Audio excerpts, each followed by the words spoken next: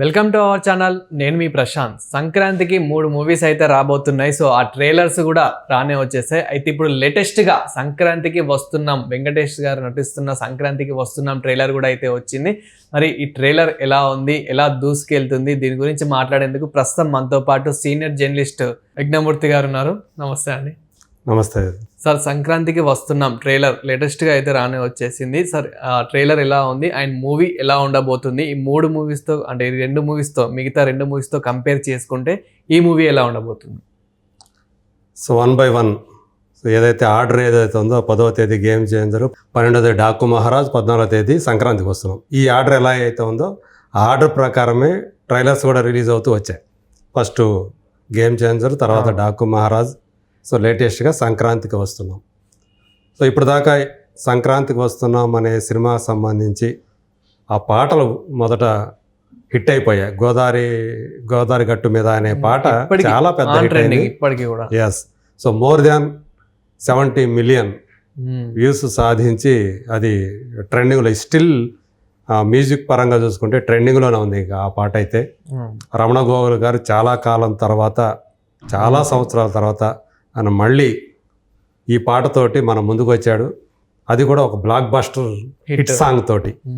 So అలా ఒక positive vibes తోటి ఈ సినిమా ప్రమోషనల్ కంటెంట్ అనేది మొదలైందని చెప్పాలి. అలాగే తర్వాత వచ్చిన 2 పాటలు కూడా, మీను సాంగ్ కానివ్వండి, మొన్న రిలీజ్ అయినటువంటి బ్లాక్ బస్టర్ పొంగల్ సాంగ్ కానివ్వండి, ఇవన్నీ కూడా అంత బాగానే ఉన్నాయి. సో మనం మొదటి నుంచి కూడా ఇది అనిల్ రావుపూడి తను మాస్టర్ కాబట్టి కామెడీలో ఇది కూడా ఒక పెద్ద మంచి కామెడీ జానర్లోనే ఉంటుంది అని చెప్పేసి అందరం కూడా భావిస్తూ వచ్చాం. ఆ ప్రమోషనల్ కంటెంట్ కూడా అలాగే మనకి వచ్చింది. టీజర్ కూడా మనం చూసాం అది.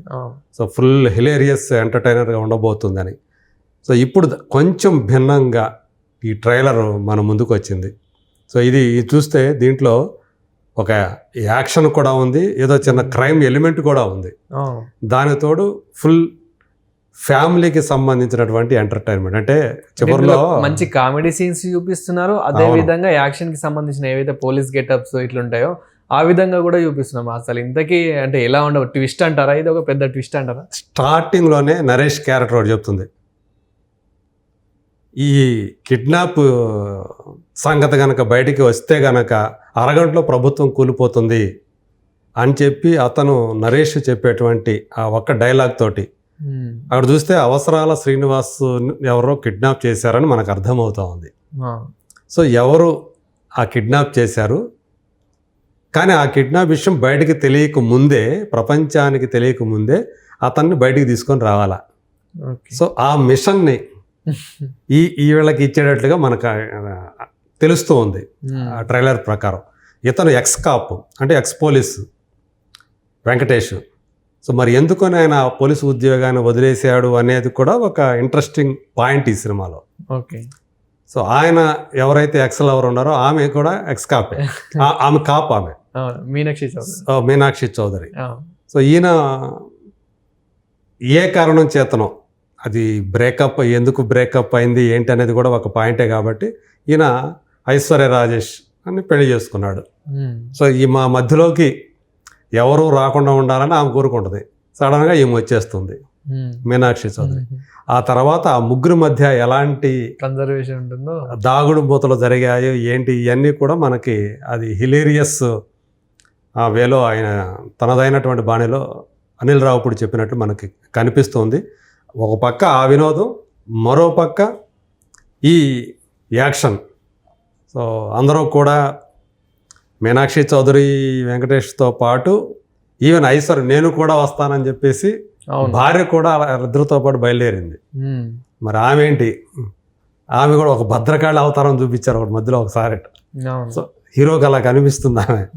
సో ఇక్కడ ఉపేంద్ర లిమాయి అని చెప్పేసి నేషనల్ అవార్డు విన్నర్ అయినటువంటి మరాఠీ యాక్టర్ ఇందులో విలన్గా నటించినట్టు మనకు కనిపిస్తూ ఉంది. అతను ఉన్నాడు, లాస్ట్లో కూడా ఉంటాడు, 2-3 సార్లు కనిపించాడు.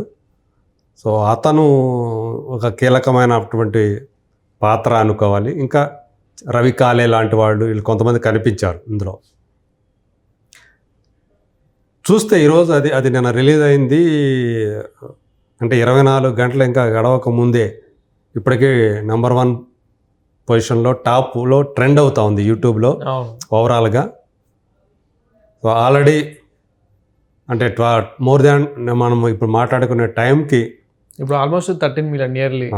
నేను చూసినప్పుడు చూసుకుంటే 12 మిలియన్ పైనే కనిపించింది. మీరు ఇప్పుడు 13 దాకా అంటున్నారు. ఇంకా చాలా ఫాస్ట్గా వెళ్తుంది. అంటే అంత బాగా దానికి ఆ పాజిటివ్ వైబ్స్ అనేది ఆ గోదావరి గట్టు మీద అనే పాట నుంచి కనిపిస్తూనే ఉన్నాయి. అవును. పైగా సంక్రాంతి అనేది మంచి ఒక ఎంటర్టైన్మెంట్, ఫ్యామిలీ ఎంటర్టైనర్ తోటి వెంకటేష్ వచ్చిన ప్రతిసారి ఆయన విజయం సాధించాడు. అందులో డైలాగ్ దానికి సంబంధించిన డైలాగ్ కూడా పెట్టారు. అది ఉపేంద్ర లిమాయి చేత మాట్లాడించారు.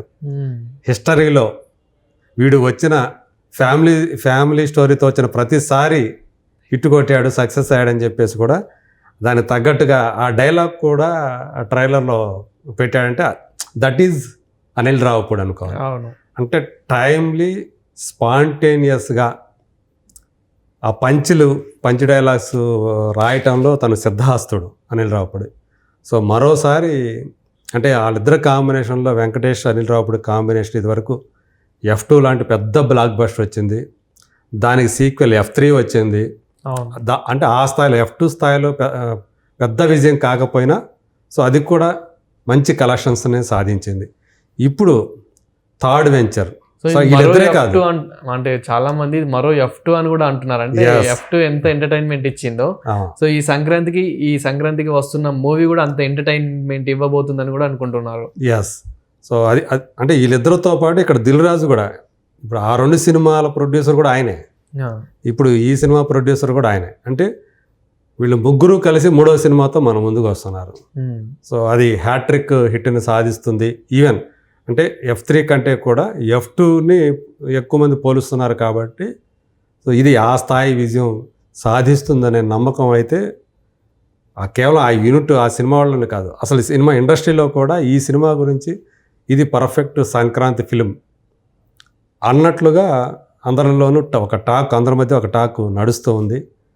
మరి చూడాలి నిజంగా ఈ సంక్రాంతికి అంటే సరిగ్గా పండగ రోజే ఈ సినిమాని రిలీజ్ చేస్తూ ఉన్నారు.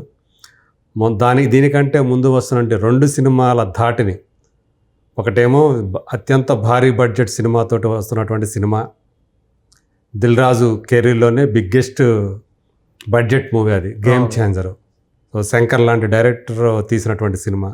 ఇంకో పక్క చూస్తే హ్యాట్రిక్ హిట్స్ తోటి ఫుల్ ఫామ్లో ఉన్నటువంటి నందమూరి బాలకృష్ణ సినిమా డాకు మహారాజ్. సో ఆ సినిమా మీద కూడా చాలా ఎక్స్పెక్టేషన్స్ ఉన్నాయి. అలాంటి 2 దిగ్గజాల లాంటి సినిమాల్ని తట్టుకొని మరి సంక్రాంతికి వస్తున్నామనే సినిమా ఎలా ఆడుతుంది ఏంటి అనే ఒక ఆసక్తి అయితే ఉంది. కానీ ఈ పండగ పరంగా చూసుకున్నప్పుడు సంక్రాంతి సాధారణంగా అందరూ కూడా థియేటర్కి ఎక్కువ మంది ఊళ్ళకి వెళ్తారు, అందరూ కలిసి సరదాగా సినిమాలకు వెళ్ళి ఎంజాయ్ చేయాలనుకుంటారు. అలాంటి సినిమా చెప్పాలంటే ఈ పండగకి సంక్రాంతికి వస్తున్నాం అనేదే. సో మరి అది నిజంగా ఆ సందడిని సంబరాల్ని ఈ సినిమా తీసుకొస్తుందా లేదా అనేది మనం జనవరి 14వ తేదీకి కానీ మనకి పూర్తిగా ఆ విషయం తెలియదు అనుకోవాలి. Thank you sir. Thank you.